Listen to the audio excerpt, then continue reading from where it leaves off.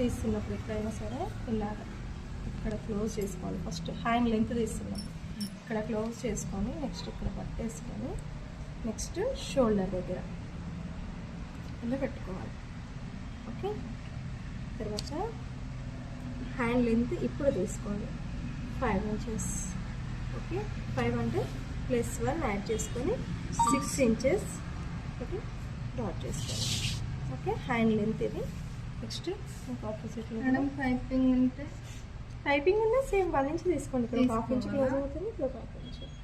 Okay, fold చేసి చేపని కంటురా మీరు ప్లెయిన్ బ్లౌజ్ అంటే అప్పుడు 1.5 తీసుకోవాలి. పైపింగ్ అయినా ఉల్టాయించుకోవడానికైనా 1/2 ఇంచ్ చాలు. Okay, hand length line draw చేసుకోండి ఒకటి.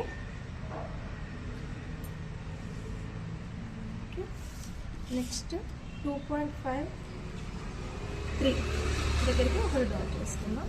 సేమ్ ఇక్కడ కూడా అంతే 2.5 3 దగ్గరికి ఒక డ్రా చేసుకుందాం. ఓకే, ఇవి ఆన్ డౌన్ లైన్స్ అంటాం మనం వీటిని. ఇవి లైన్స్ డ్రా చేసేసుకోండి. ఓకే, ఇలా తీసుకున్నాక ఇప్పుడు ఏం చేయాలి అంటే ఇది మెజర్ చేసుకోండి అని చెప్తున్నాను. ఇప్పుడు ఆన్ రౌండ్ ఎంత ఉందో ఫస్ట్ చెక్ చేసుకుందాము. కార్నర్కి చూసుకోండి కరెక్ట్గా. ఓకే, కొంచెం ఒక పాయింట్ నేను జరిపే ఇచ్చా చూడండి, ఎందుకంటే ఫోల్డ్ అయింది కదా లోపల. ఓకే, ఒక పాయింట్ జరుపుకొని ఓకే 7.1 ఉంది. ఓకే, ఓకేనా? ఇప్పుడు స్ట్రైట్ చూద్దాం. 7 అనుకుందాం. ఓకే, ఇప్పుడు స్ట్రైట్ చూద్దాం. ఓకే, డిజైన్ బేస్ చేసుకుందాం. ఓకే, క్లాత్ డిజైన్ బేస్ చేస్తే అర్థమవుతుంది. ఇక్కడ నుండి కొంచెం జరిపేసి ఉంది కదా, ఇది కూడా అంతే. ఓకే, ఇక్కడ నుండి ఇక్కడికి చూద్దాం. ఉంది కదా అంతే. 1 లెస్ 6.1 7.1 మనకి అరౌండ్ వచ్చింది. ఇది 6.1. నేను చెప్పింది ఏంటి -1 సెట్ అయింది కదా. ఓకే, 6.1 ఇక్కడ మార్క్ చేసుకోండి. ఓకే, స్ట్రైట్ ఉండాలి. ఓకే, ఇప్పుడు ఏ లైన్కి మ్యాచ్ అవుతుంది ఇప్పుడు మనం తీయాలి. ఓకే, మనకున్న ఆమ్ రౌండ్ ఎంత 7.1. ఓకే, 2 ఇంచెస్ ఒకటి డౌన్కి మార్క్ చేయండి. 7 ఇంచెస్ మన ఆమ్ రౌండ్.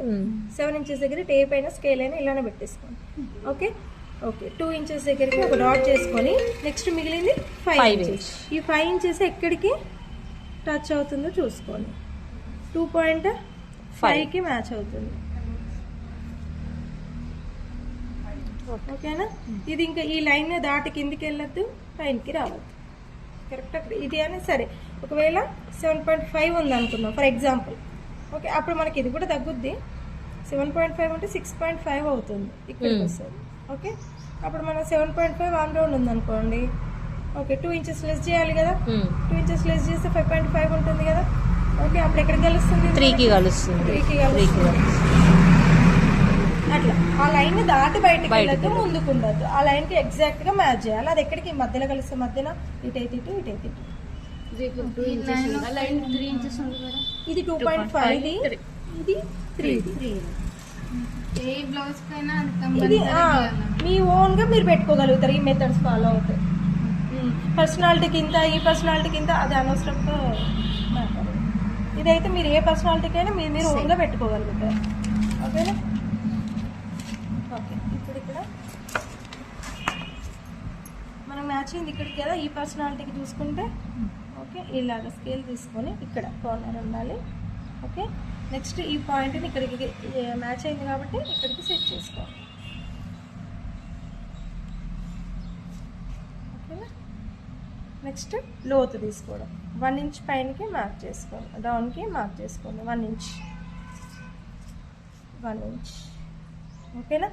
ఇలా చేసేసుకొని ఇది పైనకి ఇలాగా మార్క్ అవుతుంది. ఓకే, చేసుకొని ఇప్పుడు మళ్ళీ ఎక్కడికి మ్యాచ్ అయిందో మనకి అక్కడికి నీట్గా సెట్ చేసుకొని ఒక లైన్ డ్రా చేసుకోండి. ఇది లోతు మనకి. ఓకేనా? ఫస్ట్ కటింగ్ చేసుకుంటున్నప్పుడు ఇది చేసుకోండి. స్టిచ్చింగ్ చేస్తున్నప్పుడు దీన్ని తీసుకోండి. ఫస్ట్ వీల్ చేసుకొని పెట్టుకోండి. వీలర్ ఉంది కదా మన దగ్గర, ఆ వీలర్తో ఇదంతా వీల్ చేసుకొని పెట్టుకోండి. స్టిచ్చింగ్ చేస్తున్నప్పుడు ఫ్రంట్ పార్ట్కి లోతు Cut తీసేయాలి. ఓకేనా? సిజర్ ఉందా? లూజ్ లూజ్ తీసేసుకోండి, ఖర్చులకి ఖర్చులకి. తీసేయండి. ఓకే, ఫిట్టింగ్ లైన్ ఇది, ఖర్చుల లైన్ ఇది ఫిట్టింగ్ లైన్ ఇది. ఇది అంటే నీ లూజింగ్ ఎంత ఉందో దానికి కదా. ఇది లూజ్ ఎంత ఉందో అంత. ఇప్పుడు పర్సనాలిటీ ఎక్కువ ఉన్న వాళ్ళకి ఇవి 3నే తీసుకొచ్చా, ఇంకా ఎక్కువ పెంచొచ్చు పైన. పెంచొచ్చు. మ్యాచ్ ఇక్కడే చేస్తుంది. ఓకే, నీకు పర్సనాలిటీని బట్టి ఇది మ్యాచ్ చేసుకో, నీకు అదే చూపిస్తుంది ఎంత పెట్టాలి. 5.2 కరెక్ట్. Okay okay.